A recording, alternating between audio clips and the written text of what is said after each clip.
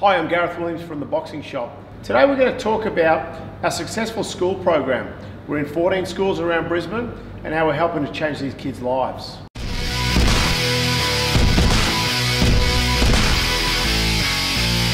So our school program has been going for quite a while now, probably about 10 years, but it was very slow to get off the ground. It was very hard for me to get into the schools past the reception area with myself just talking about our school program and what our plans wanted to do.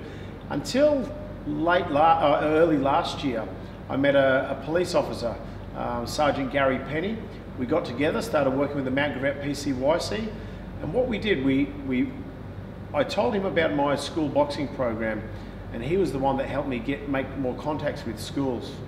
The aim of the school program is to work with the schools who have identified some kids that are possibly disengaged in school in their community groups or at risk of becoming disengaged. And what we do, we work with groups up to the size of 15 in a group only. We cap it there so we've got full attention. Week one, we sit down, we talk with the kids on how they can dream and believe, and they can set good, big goals in their lives and try and achieve some goals. And then after that, we start the training. And the practical training side, we start with the lineup. It's run very military style, but within a couple of weeks, the kids get it. You know, they're punished if they make errors. And during the program, we're constantly giving them lessons about life. Like, for example, this is one that I use. If you drop your hands in boxing, you get hit. On the other hand, if you're crossing the road and you don't look, if cars are coming and cars are coming, well, you also get hit. And then I take it back to, well, if you don't hand your maths homework in, well, you get a fail. And what I'm trying to let these kids know is that there's consequences for all your actions, positive or negative. You can get a pat on the back if you bring home a good school report, or you might get not so much of a reward if you fail. And this is life. There's consequences for all your actions.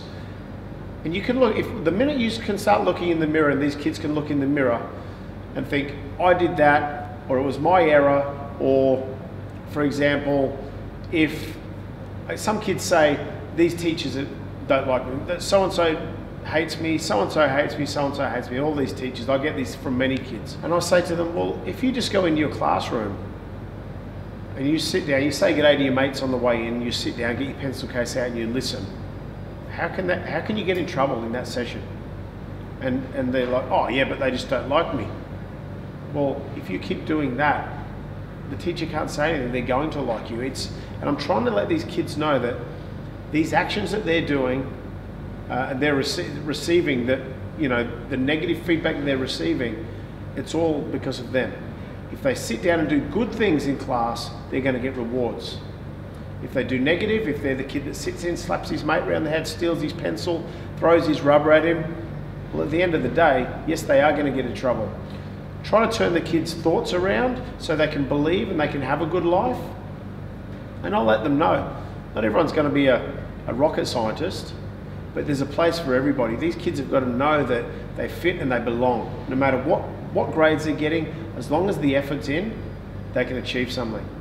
Okay, so since we've been doing the school-based boxing program, we've worked with many schools, some flexi schools, kids that aren't going to school, behavioural support units, youth justice programs, and what we've got is many positives out of this.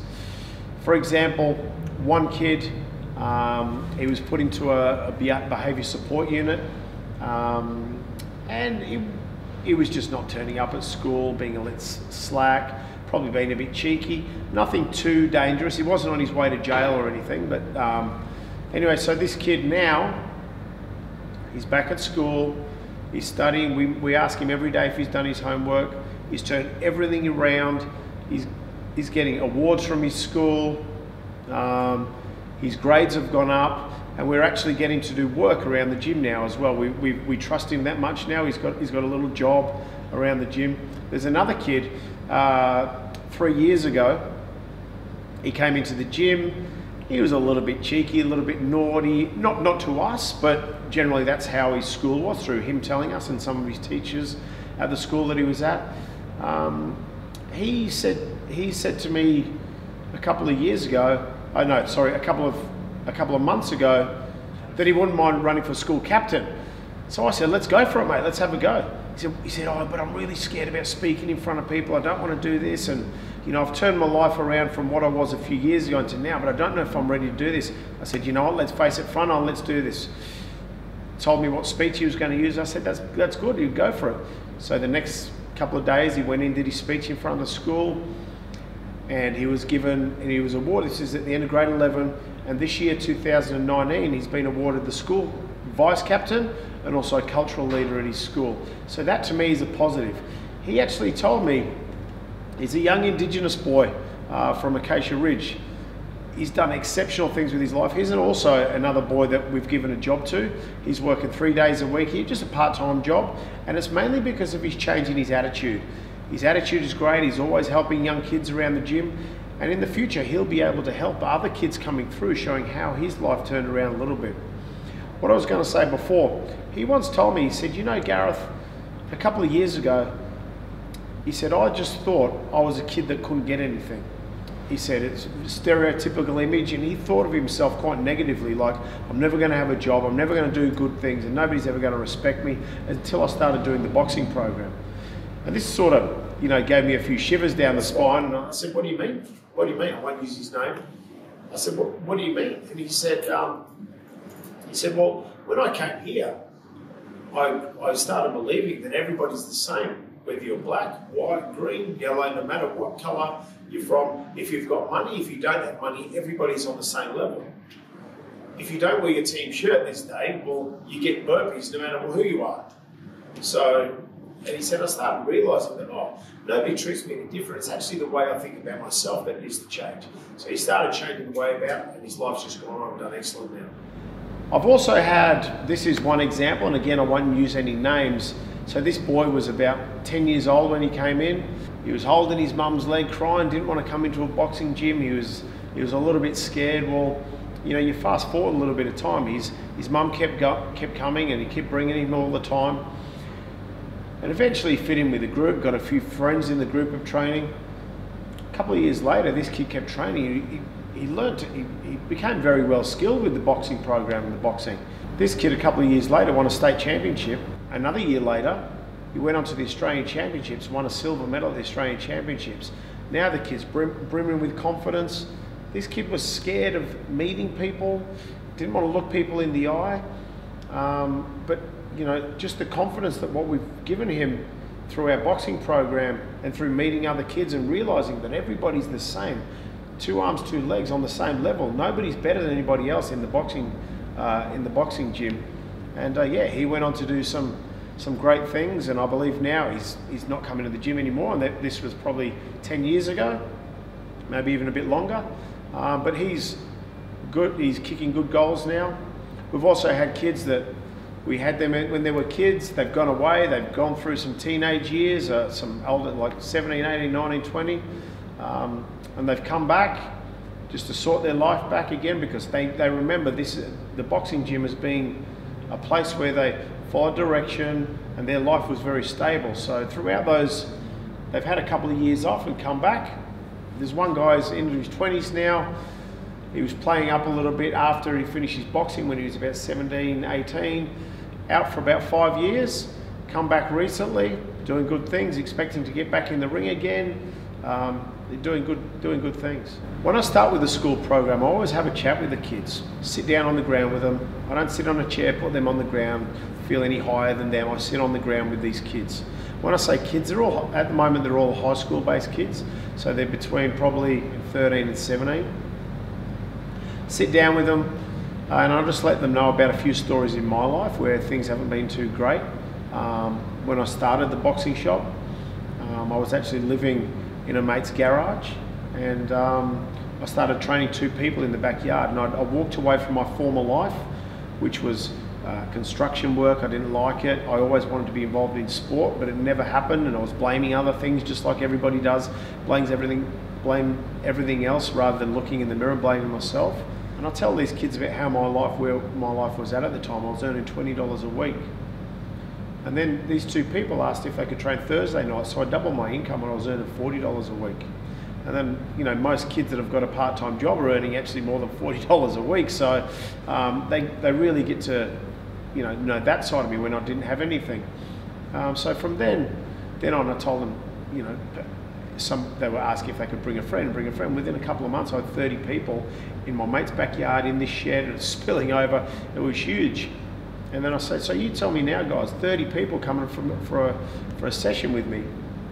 How much am I earning? And these kids are like $20, $300. And I'm like, yes, well, that's how I built it. And then I was doing 2 sessions a week, and then things went on from there. Obviously nowadays, I've got staff, I've got rent, I've got everything else to pay, new equipment. So things go on, and that's the way it is. But this is my passion. My passion is about teaching kids that no matter what cards you're dealt with early on in life, you can change things around. You can make things happen. If you can dream big, I tell them, if you want to be somebody, if you want to be a carpenter, don't just aim to be a carpenter. Own 10 carpentry businesses. If you want to be a singer, don't just be a singer in a local pub and club. Be somebody like Pink or Michael Jackson, or the top of it. Be the biggest entertainer in the world. I want you to dream that big, because I'll tell you what, you'll have a lot more fun trying to achieve this big goal along the way. Even if you're this short of it, you'll still be successful. So what I aim to do in 2019 and beyond, hopefully 2020, is gather more schools and go all over Southeast Queensland. I'd like to push our program out, working with different organisations. I'd like to do more with like youth justice programs, more schools, kids that are disengaged at schools. And it's not just kids that are classed as the naughty kids. It's not just those kids. It's kids that might be having self-esteem problems. We slightly tweak the program, and it's all about them coming out and learning a little bit more about themselves and being a little more confident. So what the plan is to get this program around Southeast Queensland. We've definitely got the trainers and the staff able to do this. So it becomes very mainstream. Giving kids another way of learning, we're still giving them life lessons, just as a maths teacher and an English teacher would do. But some kids, not every kid, is going to be a mathematician or a scientist. And they just need other ways of learning. And these are the kids that we want to try and tap into and try and give them hope in life, that they do have a purpose and they can dream to be as big as they want. So yeah, the plan is to get all around Southeast Queensland, get in as many schools as possible, and keep it going and going, and who knows how big this program could be. Because I believe, and many people around, we've got many letters of support from parents, from police officers, from school teachers that we're working with, and principals that are really passionate about what we're doing and how we're giving kids other ways of learning. Thanks for watching TBS TV today. Hopefully you got some insight about our school programs and what we're trying to do and help these kids' lives. We've just opened our new facility in Salisbury. Feel free to come down and enjoy a free week of training. It's excellent. Thanks for watching. Make sure you follow us on Facebook, Instagram and Twitter. Watch us on YouTube and also Instagram TV.